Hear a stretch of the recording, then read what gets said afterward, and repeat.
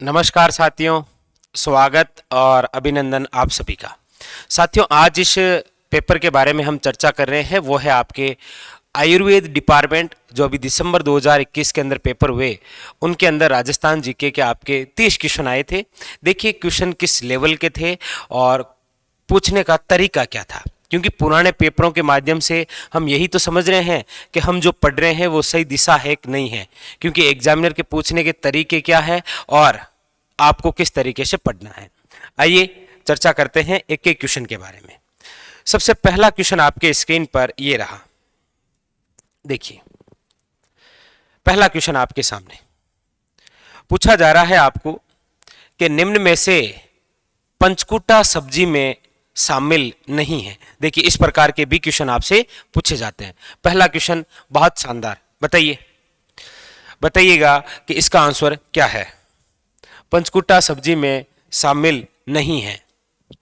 देखिए पंचकूटा सब्जी नाम से पता चल रहा है कि 5 सब्जी है इसमें। कौन कौन सी, देखिए एक तो है आपके काचरी, एक है आपके सामने कुम्मट, एक है आपके सामने केर, एक है आपके सामने सांगरी और एक है आपके गुंदा। ये होता है पंचकूटा, 5 सब्जियों का मिक्सचर। पूछ रहा है कौन सा शामिल नहीं है, तो आप देख पा रहे हैं केर तो है, सांगरी भी है, कुम्मट भी है। Option number C is incorrect, याद रखिए। तो पंचकूटा सब्जी काचरी, कुम्मट, केर, सांगरी और गुंदा, ये 5 प्रकार की सब्जियां क्या कहलाती है, पंचकूटा। अगला क्वेश्चन देखिए, क्वेश्चन नंबर 2 क्या कह रहा है, देखिएगा। क्वेश्चन नंबर 2 आपके सामने दिख तो रहा है आपको, कोई दिक्कत नहीं है। देखिए एक बार थोड़ा ये लीजिए भाई। सूची 1 को सूची 2 से सम्मिलित कीजिए और नीचे दिए गए कोड का प्रयोग करें और सही उत्तर का चयन करें। देखिए क्या दे रखा है, सूची 1 के अंदर कुछ त्योहार, कुछ व्रत, कुछ उपवास हैं और सामने कौन से माह में आता है ये हमें पूछ रहा है। बताइए, मतलब इनका मिलान करना है। ये रहा आपके सामने क्वेश्चन, बताइए इसका आंसर क्या होगा। बहुत इंपॉर्टेंट, बहुत महत्वपूर्ण क्वेश्चन है आपके सामने। बताइए, देखिए एक तो है आपके कामदा एकादशी, निर्जला एकादशी, जल झूलनी एकादशी और देव उठनी एकादशी। इनमें से सबसे पहले वो चुनिए जो आपको आता है। आप कहेंगे सर देव उठनी है, ये कार्तिक माह के अंदर आती है। बिल्कुल शाबाश, कब आती है, कार्तिक माह में। ये जो जल झूलनी है ये आती है आपके भाद्रपद माह में। निर्जला जो एकादशी है ये है आपके ज्येष्ठ माह में और कामदा एकादशी है ये आपके चैत्र माह में। देव उठनी मतलब देवता किस माह में उठेंगे, थोड़ा सा ऐसे ट्रिक बनाकर याद रखिए कि देवता उस माह में उठेंगे जिस माह में ज्यादा शोर होगा, और ज्यादा शोर फटाकों से होता है। और दीपावली किस माह में आती है, आप कहेंगे सर कार्तिक में। तो ऐसे थोड़ा सा याद रख लीजिए कि देव उठनी कार्तिक माह में। देवता सर्वाधिक किस माह में झूलते हैं, मतलब किस माह में सर्वाधिक त्योहार होते हैं, आप कहेंगे सर भाद्रपद में। तो देव झूलनी भाद्रपद में। ऐसे कोई ना कोई ट्रिक बनाकर, कोई ना कोई लिंक बनाकर इसे आप याद करें। तो एक के अंदर 1 नंबर है, 1 नंबर जिसमें नहीं है उसको तो काट दीजिए, ये लीजिए। फिर निर्जला 3 नंबर, मतलब बी के अंदर 3 दोनों में, ठीक है। फिर जल झूलनी 2 के अंदर है, जल झूलनी 2 में। Option number 3 is correct answer, याद रखिए, ठीक है। चलें आगे, देखिए अगला क्वेश्चन, ठीक है। अगला क्वेश्चन देखिए, क्वेश्चन नंबर 3 आपके सामने ये रहा। क्या पूछा जा रहा है, पूछा जा रहा है कि निम्न में से कौन सी फसल के साक्ष्य प्राग ऐतिहासिक राजस्थान से नहीं मिले हैं, जो चावल, जवार या फिर मक्का। देखिएगा कौन सा काल है, प्राग ऐतिहासिक काल की बात है और राजस्थान से नहीं मिला। अब आप सब जानते हैं कि जो पुर्तगीज थे ना, जिसे आप बोलते हैं पुर्तगाली, सबसे पहले पुर्तगीज जो भारत आया था उसका नाम है वास्को डी गामा। क्या नाम है? Vasco D gamma. ये भारत कब आया था? तो आप सब जानते हैं 17 मई 1498 के अंदर हमारे यहां से मसाले लेकर गया था। लेकिन आप सब जानते हैं कि पुर्तगीजों की देन भी बहुत रही है, पुर्तगीजों ने हमें दिया भी बहुत है। क्या दिया पुर्तगीजों ने? पुर्तगीजों ने हमें दिया था एम कोफ्ता। क्या दिया था? एम कोफ्ता, मतलब मलई मार के कोफ्ता। ऐसे ट्रिक है, आपको याद रह जाएगी। मतलब पुर्तगीजों ने हमें क्या दिया? एम कोफ्ता। एम का मतलब है पुर्तगीजों ने हमें 15वीं शताब्दी में क्या दिया था? मक्का दिया था। जबकि ये पूछ रहा है प्राग ऐतिहासिक काल में। जब मक्का आया ही 15वीं शताब्दी में है तो फिर प्राग ऐतिहासिक काल में मिलने की कोई बात ही नहीं है।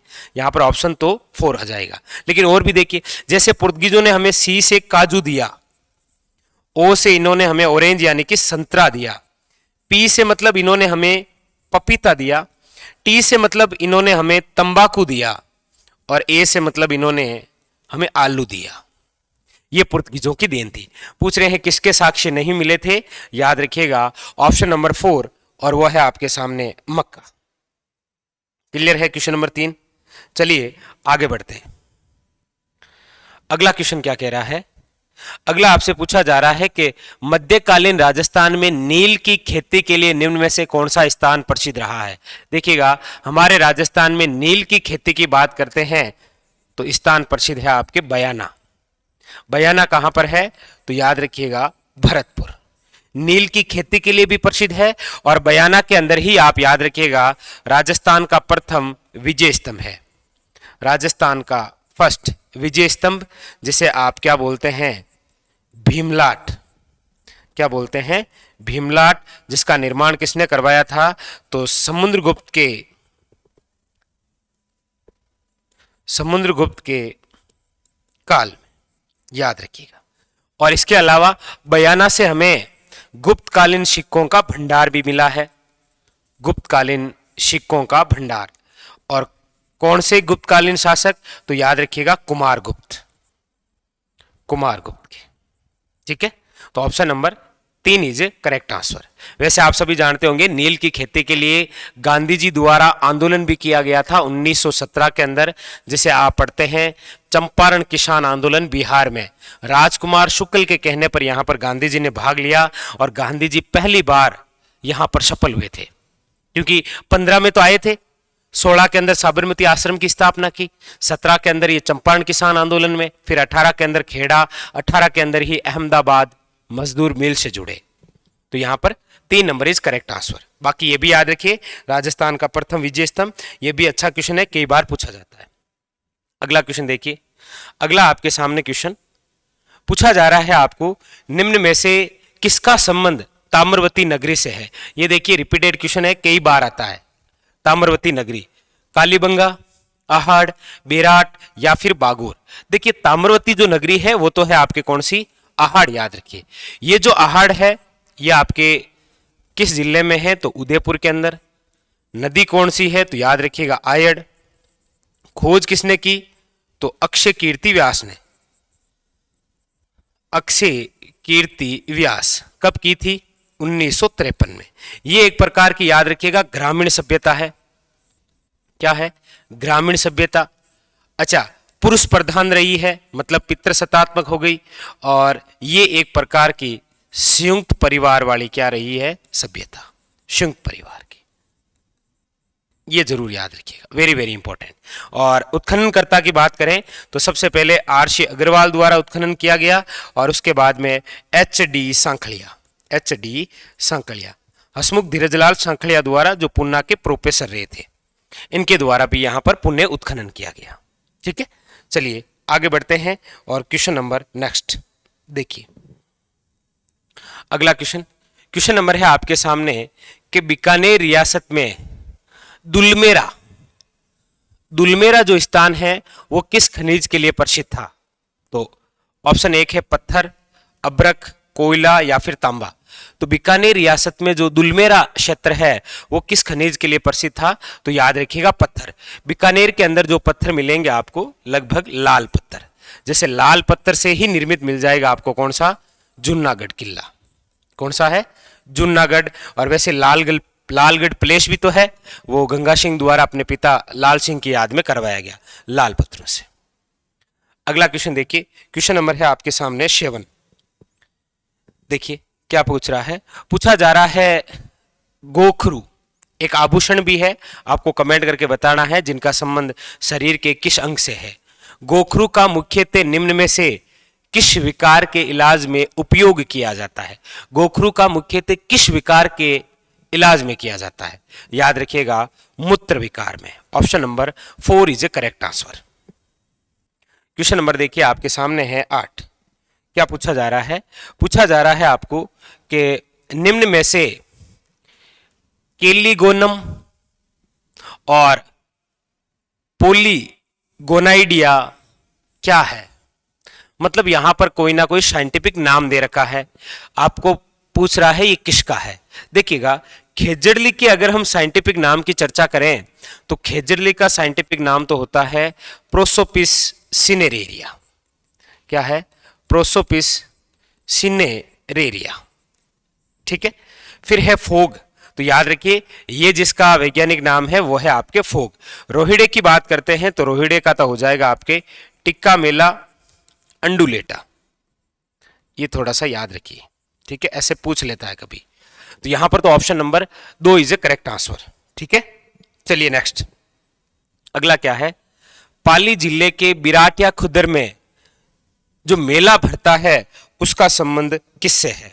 तो आप सब जानते हैं पाली जिले का जो बिराटिया खुर्द है ये किसके लिए प्रसिद्ध है, तो याद रखिएगा रामदेव जी। एक जरूर याद रखिएगा, आपको पूछा जाए छोटा रामदेवरा, ये काफी अच्छा क्वेश्चन है, छोटा रामदेवरा, तो याद रखिएगा गुजरात। कहां पर है छोटा रामदेवरा, गुजरात, ठीक है। अगला देखिए क्वेश्चन नंबर 10, तोरण का संबंध किससे है। तोरण का संबंध किससे है, तो आप सब जानते हैं कि तोरण मतलब शादी हो गई, विवाह। Option number 3 is a correct answer. अगला क्वेश्चन देखिए, क्वेश्चन नंबर है आपके सामने 11। क्या पूछा जा रहा है, देखिए क्वेश्चन नंबर है आपके सामने 11, पूछा जा रहा है निम्न में से कौन सा पुरुषों का वस्त्र नहीं है। लप्पा, जामा, चुग्गा या अग्रखी। तो आपने इसमें से एक शब्द को पकड़ा कि सर लप्पा, लप्पी, मुकेश, किरण, ये सब क्या है, ये सब याद रखिएगा घोटे के प्रकार हैं। घोटे के प्रकार, गोटा नहीं जानते, महिलाओं द्वारा चूंदड़ी होती है ना, ओढ़ने वाली ओढ़नी, इसके चारों ओर लगाते हैं ना, वो है गोटा। लप्पा, लप्पी, मुकेश, किरण, ये सब गोटे के प्रकार हैं, तो इनमें से लप्पा। Option number A is a correct answer, याद रखिए option number A is a correct answer. चलिए आगे, चलिए नेक्स्ट। अगला क्वेश्चन क्या कह रहा है, अगला क्वेश्चन है आपके सामने कि जयपुर राज्य ने कन्यावध को किस वर्ष गैर कानूनी घोषित कर दिया था।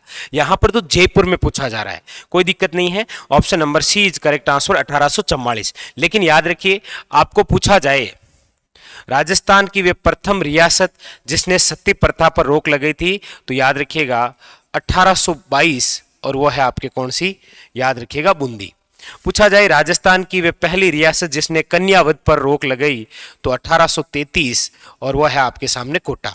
आपको पूछा जाए राजस्थान की वे पहली रियासत जिसने डाकण प्रथा पर रोक लगाई थी, 1853, और ये है आपके कौन सा, उदयपुर, याद रखिएगा, वेरी वेरी इंपॉर्टेंट। सती प्रथा, कन्यावध और डाकण प्रथा, सर्वप्रथम रोक राजस्थान की कौन सी रियासत और कब, ये तीनों वेरी वेरी इंपॉर्टेंट है। चलें आगे, चलिए अगला क्वेश्चन। अगला है आपके सामने, पूछा जा रहा है आजाद मोर्चे का संस्थापक कौन। देखिए सबसे पहले तो ये क्वेश्चन बनता है कि आजाद मोर्चे का संबंध किस प्रजामंडल से है, तो याद रखिएगा जयपुर प्रजामंडल। क्योंकि आप सब जानते हैं कि 1942 के अंदर भारत छोड़ो आंदोलन जब चल रहा था, तो जयपुर प्रजामंडल ने ये निर्णय लिया था कि हम भारत छोड़ो आंदोलन में भाग नहीं लेंगे, लेकिन जयपुर के कुछ व्यक्ति चाहते थे कि हम भारत छोड़ो आंदोलन में भाग लें, इसीलिए जयपुर प्रजामंडल से एक अलग मोर्चा हुआ था जिसका नाम है आजाद मोर्चा, जिसका गठन भी 1942 के अंदर, और करने वाले कौन, तो याद रखिएगा बाबा हरिश्चंद्र। बाबा हरिश्चंद्र। क्लियर। देखिए अगला क्वेश्चन, अगला है निम्न में से कौन सा युग्म सही सुमेलित नहीं है, सही सुमेलित नहीं है। देखिए निमोचना अलवर, डाबड़ा जोधपुर, दूधवा खारा बीकानेर, और ये जो बरड़ है ये उदयपुर नहीं है। देखिएगा निमोचना हत्याकांड आप सब जानते हैं, निमोचना हत्याकांड जिसे आपके गांधी जी ने संज्ञा दी थी दोहरी डायरसाई की और तुलना की थी जलियांवाला बाग हत्याकांड से। लेकिन राजस्थान का जो जलियांवाला बाग हत्याकांड है वो मानगढ़ की पहाड़ी बांसवाड़ा वाला है, याद रखिएगा। ठीक है, तो यहां पर जो असंगत है वो है आपके ऑप्शन नंबर 4। कौन सा? याद रखिएगा बरड़। बरड़ उदयपुर से संबंध नहीं है, तो संबंध किससे है फिर? याद रखिएगा ये जो बरड़ क्षेत्र है ना, चलो ये आप ही कमेंट करके बताइएगा किससे संबंधित है। दो ऑप्शन जरूर दे देता हूं आपको, बेंगू से है या फिर बूंदी से है, तो इन दोनों में से एक, ये आप जानते हैं, ये आप कमेंट करके बताइएगा। ठीक है, बाकी इनमें से असंगत है ऑप्शन नंबर 4। चलिए आगे चलते हैं, क्वेश्चन नंबर आपके सामने 15। अगला क्वेश्चन है आपके सामने, ये देखिए, वृहत राजस्थान संघ, वृहत राजस्थान संघ का जो उद्घाटन है 30 मार्च 1949, इसीलिए 30 मार्च को एक दिवस मनाते हैं। कौन सा? आप राजस्थान दिवस, याद रखिएगा। कौन सा? राजस्थान दिवस। और इस संघ का उद्घाटन किसके द्वारा किया गया? आप सब जानते हैं कि यह आपके राजस्थान के एकीकरण का चौथा चरण है। कौन सा? चौथा चरण। और यहां तक पहुंचते पहुंचते लगभग राजस्थान का एकीकरण हो गया था, इसीलिए स्वयं कौन आए थे? सरदार वल्लभ भाई Patel. Option number A is a correct answer.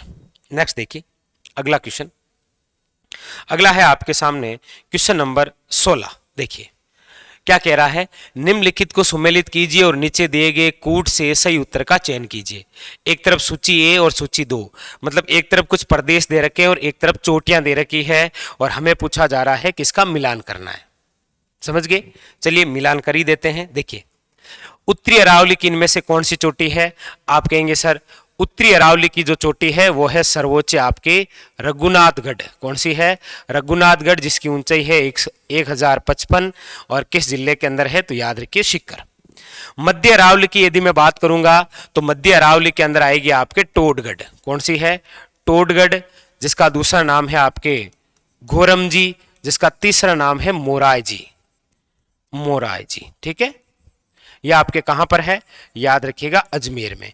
इसकी ऊंचाई कितनी है? तो 933 या कहीं पर 34 मिल जाती है। ठीक है। दक्षिण अरावली की सर्वोच्च चोटी, तो दक्षिण अरावली की इनमें से जो चोटी है वो है दिलवाड़ा। बाकी दक्षिण अरावली की सर्वोच्च चोटी है गुरु शिखर, लेकिन यहां पर ऑप्शन के अकॉर्डिंग हो जाएगी आपके कौन सी? दिलवाड़ा। और इसकी ऊंचाई 1442 मीटर, और ये कहां पर है? तो शिरोई के अंदर। ठीक है। और फिर है आपके हाड़ौती प्रदेश, इनमें से जो हाड़ौती प्रदेश की चोटी है वो है संतूर। कौन सी है? संतूर, जिसकी ऊंचाई है 353 मीटर, और यह आपके किस जिले में है? तो याद रखिएगा बूंदी। बूंदी की जो पहाड़ियां हैं उनकी सर्वोच्च चोटी है संतूर।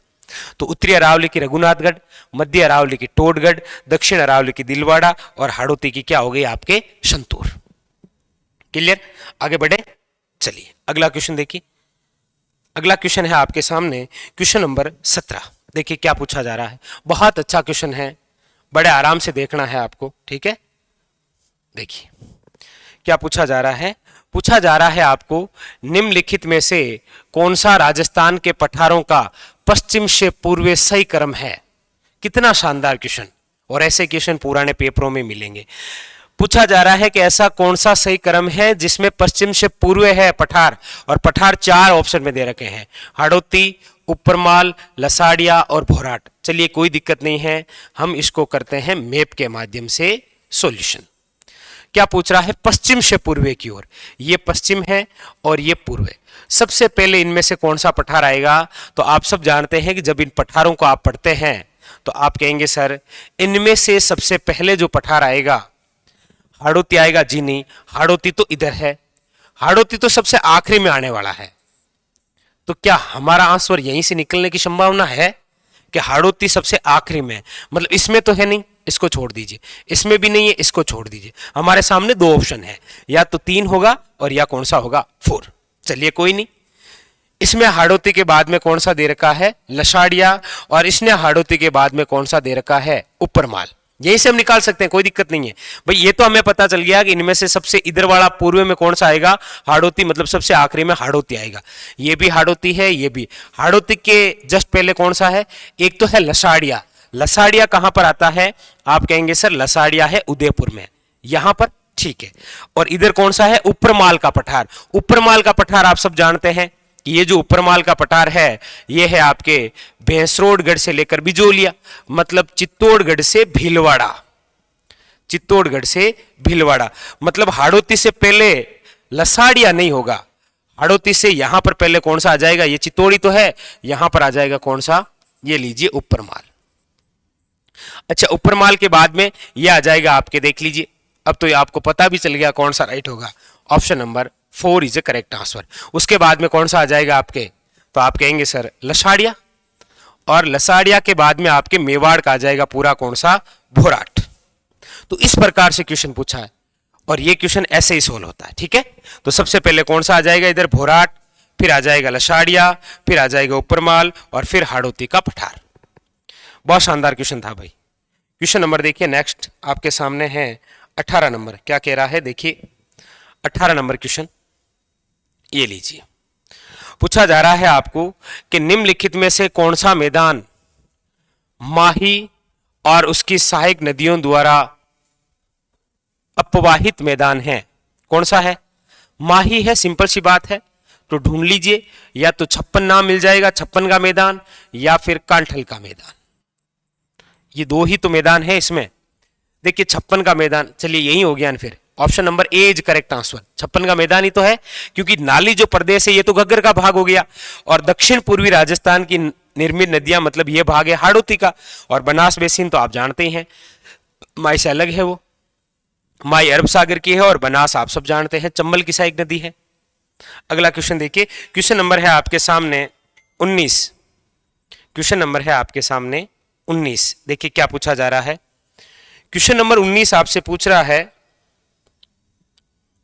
हाँ जी बताइएगा, क्वेश्चन नंबर है आपके सामने 19, और देखिए क्या पूछा जा रहा है। पूछा जा रहा है बरखान बालू का स्तूप। सबसे पहले तो ये देखिए बरखान क्या है, तो आप सब जानते हैं कि वायु भंवर के कारण, किसके कारण, वायु भंवर के कारण, वायु भंवर के कारण निर्मित अर्धचंद्राकार बालू का स्तूप, अर्धचंद्राकार बालू का स्तूप क्या कहलाता है, बरखान। और बरखान यह आपके सर्वाधिक नुकसानदायक बालू का स्तूप है। चलिए, राजस्थान के कौन से क्षेत्रों में पाए जाते हैं, 20 सेमी समवर्षा रेखा के पश्चिमी में, 20 से लेकर 35 सेमी समवर्षा रेखा के मध्य में, 35 से लेकर 50 सेमी समवर्षा रेखा के मध्य क्षेत्रों में, या 50 सेमी समवर्षा रेखा के पूर्वी क्षेत्रों में। देखिएगा, ये जो आपके बरखान, मतलब आप सब जानते हैं कि बालू का स्तूप किसका भाग है, तो बालू का स्तूप भाग है सूक्ष्मतम का।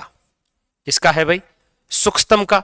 और ये जो सूक्ष्मतम भाग है ये आपके 0 से लेकर 25 सेमी है, 0 से लेकर 25। लेकिन बरखान आप सब जानते हैं शेखावटी में भी है, तो ये 25 से ज्यादा भी है आपके, इसीलिए यहां पर option number 2 is a correct answer.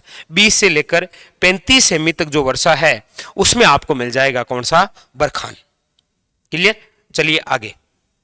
Question number 20 क्या कह रहा है, निम्नलिखित में से कौन सी नदियां अरब सागरीय नदी तंत्र का भाग नहीं है, नीचे दिए गए कूट में से सही उत्तर का चयन करना। अब यहीं से ढूंढ लीजिए कौन सी नदियां हैं जो अरब सागरीय नदी तंत्र का भाग नहीं है, बताइए। यहां पर अरब सागरीय नदी तंत्र का भाग नहीं है, यह आपको बताना है। चलिए बताइए भाई, बनास है क्या, बनास। आप कहेंगे सर अरब सागरीय नदी तंत्र का भाग नहीं पूछ रहा है, जबकि बनास तो चंबल का है और ये बंगाल की खाड़ी का है। साबरमती कोई दिक्कत नहीं, इसी का है। पश्चिमी बनास कोई दिक्कत नहीं, इसी का है, आप सब जानते हैं। और ये जो कांकनी नदी है ये भाग नहीं है, याद रखिएगा, क्योंकि काकनी नदी है। कौन सी, काकनी। और काकनी नदी किसका है, आंतरिक अफवाह तंत्र का। बाकी माही नदी ये भी आपके किसका भाग है, अरब सागर का। पूछा यही गया है कि अरब सागर का भाग नहीं है, तो बनास ए और डी ये ऑप्शन होगा। बाकी साबरमती, पश्चिमी बनास और माही ये सब किसके भाग हैं? अरब सागर के। देखिए कितना अच्छा क्वेश्चन पूछा है यहां पर, और पूछने का तरीका देखिए। चलिए आगे बढ़ते हैं। यहां पर जो है ऑप्शन नंबर 4 हो जाएगा, ए और डी। ये देख लीजिए, ए में बनास और डी में कांकड़ी। ठीक है, चलिए अगला क्वेश्चन देखिए। अगला क्वेश्चन है आपके सामने क्वेश्चन नंबर 21। देखिए क्या पूछा जा रहा है। निम्नलिखित को सुमेलित कीजिए और नीचे दिए गए कूट में से सही उत्तर का चयन कीजिए। एक तरफ सूची में जिले दे रखी है और एक तरफ कौन सी झील कौन से जिले में है। तो ऐसे क्वेश्चन जब आते हैं तो ये बहुत इजी से क्वेश्चन हो जाते हैं, क्योंकि इसमें सबसे पहले वही ढूंढना होता है जो हमें आता है। नवलखा सागर, छापर, अच्छा छापर ताल, तालाब शाही और भोपाल सागर। देख लीजिए नवलखा सागर कहां पर है, तो आप कहेंगे सर नवलखा है आपके बूंदी में। कहां पर है भाई? बूंदी के अंदर।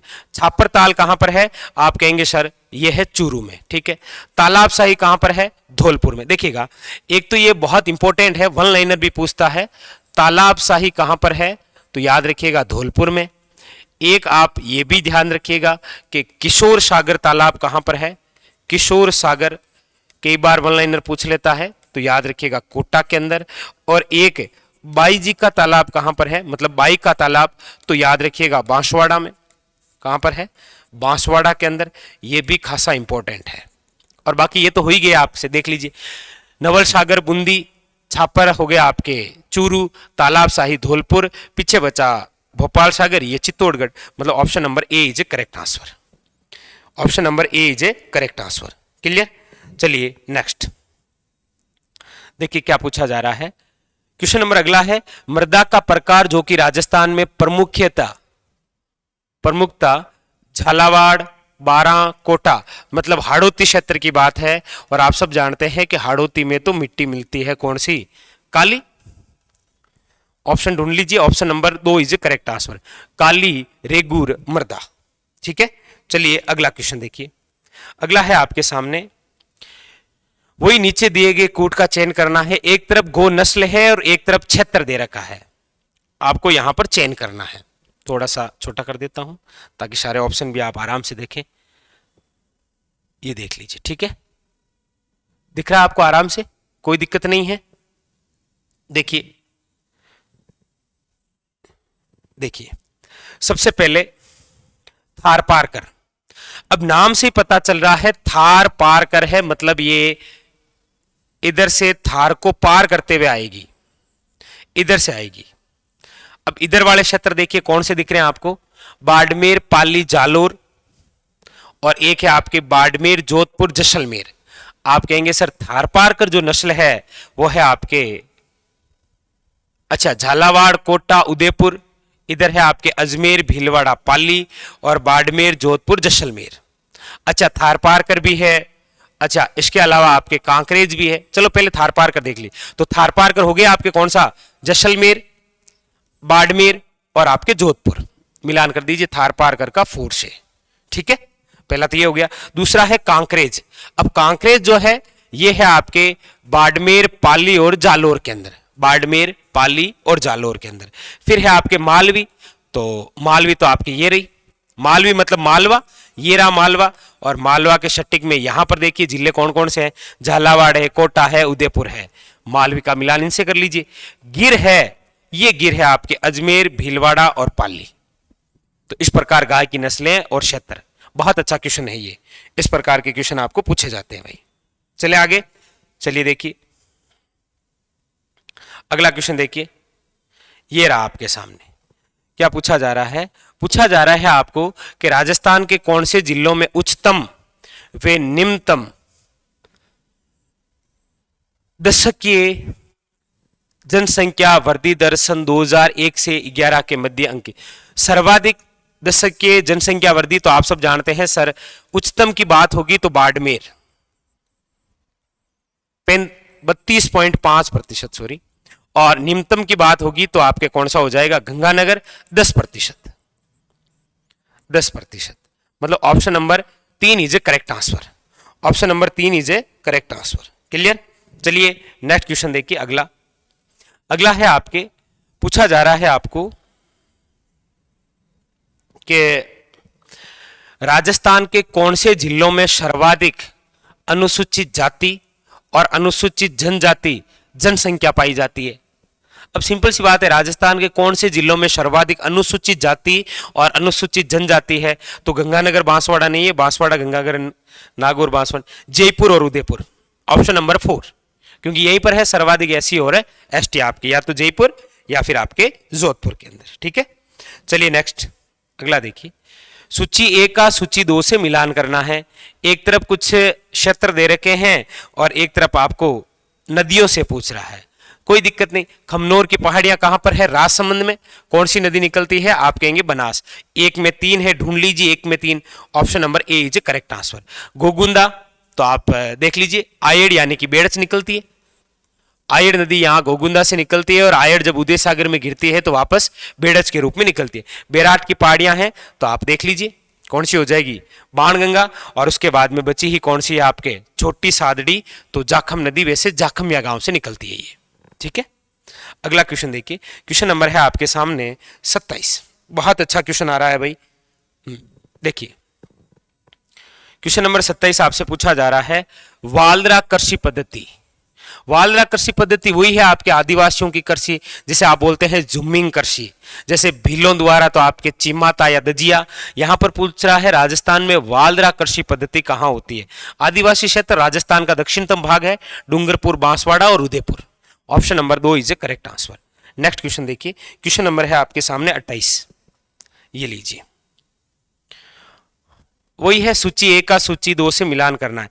एक तरफ पशुधन दे रखा है और एक तरफ नस्लें दे रखी है और पूछ रहा है कौन सा आंसर होगा, बताइए भाई। क्वेश्चन नंबर है आपके सामने 28, बहुत शानदार, बताइए।